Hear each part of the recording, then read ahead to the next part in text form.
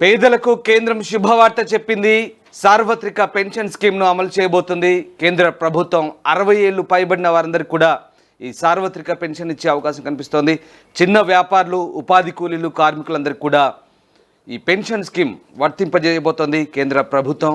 18 ఏళ్ల వయసున్న 18 ఏళ్ల పైబడిన వారంతా కూడా దీనికి దరఖాస్తు చేసుకోవచ్చు. అయితే 60 ఏళ్ళు నిండిన తర్వాత 60 ఏళ్ల తర్వాత ఈ పెన్షన్ వచ్చే అవకాశం ఉంది. నెలకు 3000 చొప్పున కేంద్ర ప్రభుత్వం ఈ సార్వత్రిక పెన్షన్ స్కీమ్ను అమలు చేయబోతోంది. మొత్తం మీద పేద ప్రజలకైతే కేంద్ర ప్రభుత్వం ఒక గుడ్ న్యూస్ చెప్పింది. సార్వత్రిక పెన్షన్లో భాగంగా చిన్న వ్యాపారులు, కార్మికులు, స్వయం ఉపాధి పొందే వాళ్ళంతా కూడా అర్హులంటూ కేంద్ర ప్రభుత్వం చెప్తోంది. 60 ఏళ్ళ పైబడిన వారికి, అంటే 60 ఏళ్ళ తర్వాత నుంచి పెన్షన్ ఇచ్చేలా ప్లాన్ చేస్తున్నారు. అంటే 18 ఏళ్ళు లేదా అంతకంటే ఎక్కువ వయసున్న వారు కూడా దరఖాస్తు చేసుకోవచ్చు. సో 60 ఏళ్ళ తర్వాతే పెన్షన్ వచ్చేలా ప్లాన్ చేస్తున్నారు. నెలకు 3000 రూపాయల చొప్పున పెన్షన్ ఇవ్వబోతుంది కేంద్ర ప్రభుత్వం. రైట్, మా కొలీగ్ ప్రవీణ్ ఉన్నారు. ప్రవీణ్, కేంద్ర ప్రభుత్వం సార్వత్రిక పెన్షన్ స్కీమ్ను అమల్లోకి తీసుకురాబోతుంది. ఎలాంటి విధి విధానాలు రూపొందించింది కేంద్ర ప్రభుత్వం? చాలా మంది మామూలుగా పెన్షన్ అంటే తీసుకుంటారు, పెన్షన్ రాకపోతే ఏం కావాలి అనే వాళ్ళు ఉంటారు. అయితే పెన్షన్ మీదనే ఆధారపడి పెన్షన్ చాలా జీవనాధారంగా ఏ పని చేసుకునే ఎవరు దిక్కు లేని వాళ్ళతో పెన్షన్ నే ఆధారపడి పెన్షన్ మీదనే వెన్నుదండగా ఉండి బతికే వాళ్ళు కూడా ఉన్నారు. అలాంటి వాళ్ళందరికీ కూడా కేంద్రం ఒక శుభవార్త చెప్పిందని చెప్పొచ్చు.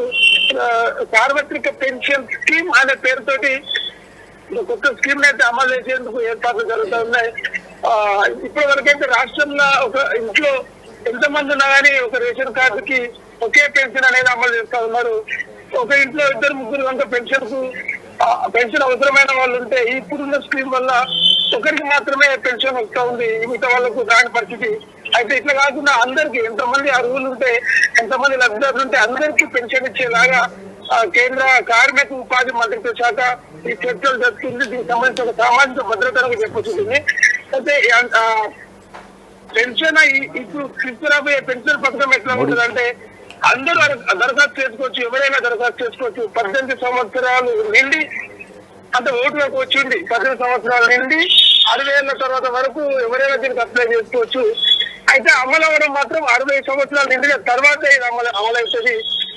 దీనికి సంబంధించి ఏదో ఒక పెన్షన్ మాత్రం ఇప్పుడు రాష్ట్రాల పెన్షన్, కేంద్ర పెన్షన్, ప్రభుత్వ ఉద్యోగులకు సంబంధించిన పెన్షన్, ఇట్లా రకరకాల పెన్షన్ స్కీమ్లు అమలవుతూ ఉన్నాయి. ఈ స్కీమ్ కనుక అమలైతే అన్ని ఒకే దగ్గరికి, అన్ని పెన్షన్ స్కీమ్లు అన్ని ఒకే దగ్గరికి తీసుకొచ్చే అవకాశం ఉంది. అందరికీ ఒకే పెన్షన్ ఇచ్చేలాగా సార్వత్రిక పెన్షన్ స్కీమ్ ని డిజైన్ చేసిందని చెప్పొచ్చు.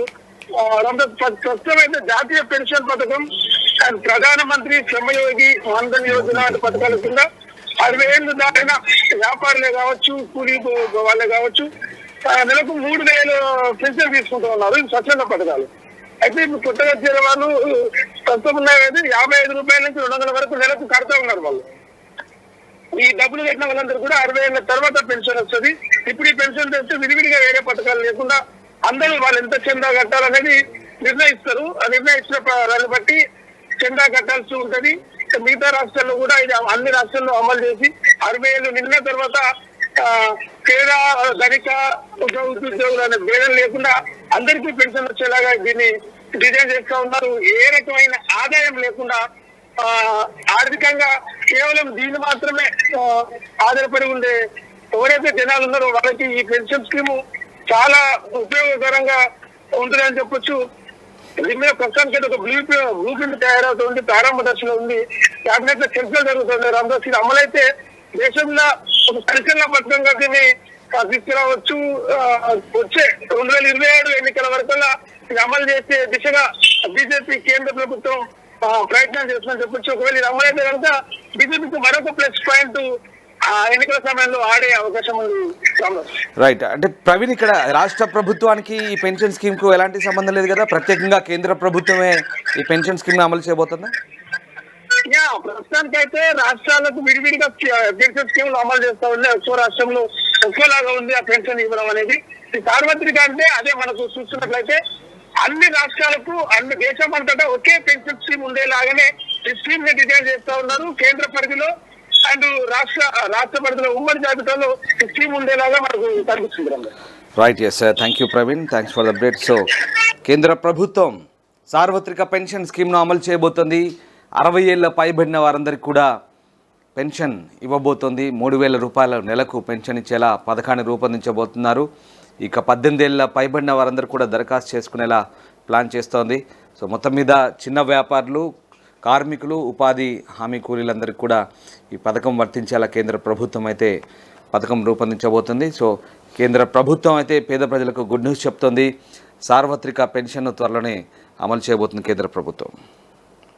ప్రపంచంలో ఏ మూల ఏ క్షణం ఏం జరుగుతుందో వేగంగా తెలుసుకోవడానికి తొలి వెలుగు వాట్సాప్ ఛానల్ని ఫాలో చేయండి.